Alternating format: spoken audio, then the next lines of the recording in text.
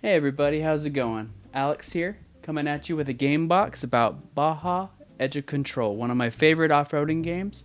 Did you guys know that that is a very distant prequel to Baja 1000, the official game? So with these kind of videos, I just want to make them lighthearted and just about my likes, dislikes, and things that I think are cool or might improve them. I don't plan on making these review style videos. I just want them to be kind of thought-provoking and conversation-based, so I hope you guys enjoy.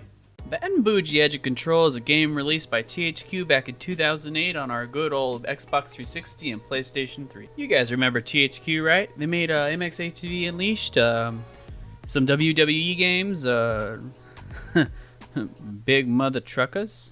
Even though this game was by no means a masterpiece, there was a couple people that really enjoyed it, such as myself. There are probably dozens of us. But for today's video, I'm going to talk about its strengths, its weaknesses, what could be improved, and whether or not I'd recommend the game today. So to keep you guys waiting, all four of you, let's start off with what I liked. My favorite thing that I like about this game is that its subtitle, Edge of Control, is actually quite difficult. You will actually find yourself restarting and crashing a lot. And while it's no, Dark Souls or anything, it's definitely still quite the challenge, because I ended up finding myself struggling to win races even at its default difficulty. And in fact, with most arcade style racing games, I found myself cranking up the difficulty, while this one kind of makes me tempted to turn it down. The only game that I can really think of that actually captures this kind of difficulty would be Dirt Rally, but I think it would be also really cool to see Codemasters implement some sort of terrain style like this as well. I really gotta compliment THQ on this, because not only is the terrain difficult, but their game modes like Hill Climb and the Baja races make this just a complete pain, but also a complete joy to experience. Also, side note, the suspension's pretty Gucci. Now let's talk about the game modes! My favorite game modes are probably a tie between, like I said, the Hill Climb and Baja races, but you know what? Let's talk about the Baja races first. You know what though, I gotta say, I love these races, but you know what they could have done for the HD remaster? They could have used the extra horsepower in the current gen consoles and PC to preload the next races, so it's a seamless transition instead of a loading screen between the next stages. Because it'd suck is if you're just chilling, having a good time, having a good old drive, and then loading screen. But I'm really just nitpicking at this point. I think that it's fine the way it is. I just think it would have been really cool just to see a complete seamless transition in between races. But other than that, there's not a whole lot to talk about the Baja mode, but I want to talk about Hill Climb now. How I like to picture the Hill Climb mode is pretty much take the Baja races and just crunch it down until it reaches critical mass. Because that's exactly what they are. I really like this game mode because it's just super stupid and chaotic. Half the time I'm in last, and the other half of the time I'm wondering why everyone else is cheating. Now before all of you start telling me to get good, you weeb, hear me out. I'm not trying to say, oh no, it's too hard. What I'm trying to say is that sometimes the AI feels like they're literally cheating. Sometimes I feel like they will take the same hits that you do, but they will not receive the punishment that the player does. If you land super hard in this game, you will obliterate your vehicle. But what I'm trying to get at is that I don't think the same thing happens to the AI vehicles. But despite all that, I think the AI is acceptable. I don't think it's necessarily any good or bad. It's just there. It exists. It's a requirement for a video game. But now it's time for the most, what I would argue, important feature of this game. It's split screen. Say it with me. Split screen. No, say it again. Split screen. It's not even a special split screen. It's just split screen.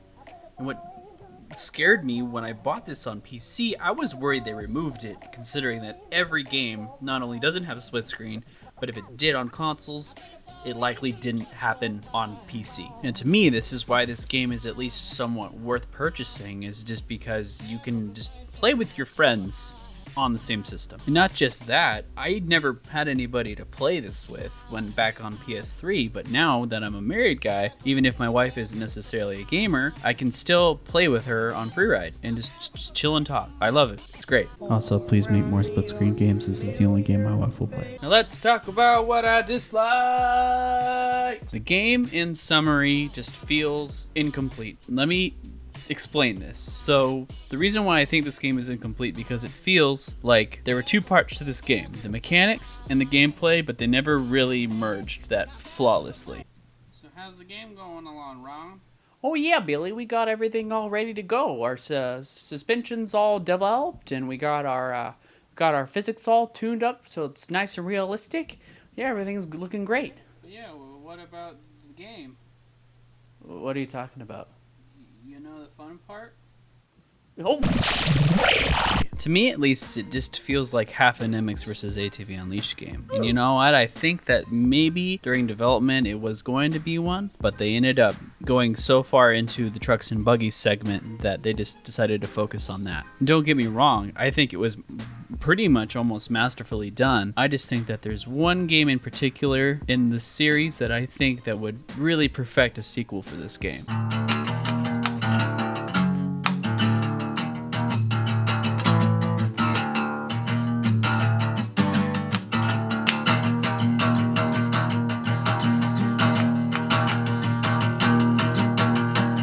MX vs. ATV Reflex is definitely a game I would consider to be a lot more flawed than Baja Edge of Control. While with its quads and dirt bikes, the terrain engine definitely really works well when it actually works, it definitely feels incomplete in the opposite way that Baja feels incomplete. So what I propose is, if they were going to make a sequel, is to make an MX vs. ATV sequel, but use the Baja Foundation as the stepping stone rather than Reflexes. Just smash them together! But in reality, Reflex is not that great of a game. The buggies, they're awful, and there's really weird things with the sounds.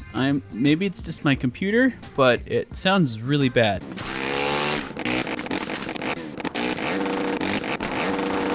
Okay. But to wrap it all up, I think Baja Edge of Control is a really great but flawed game, and I think that it could really thrive if they had a MX vs. ATV sequel using Baja rather than Reflex's style of controls. To wrap it all up, it's sad that THQ is gone. I mean, we still have THQ Nordic, obviously, but let's hope that we never have bad mother truckers ever again.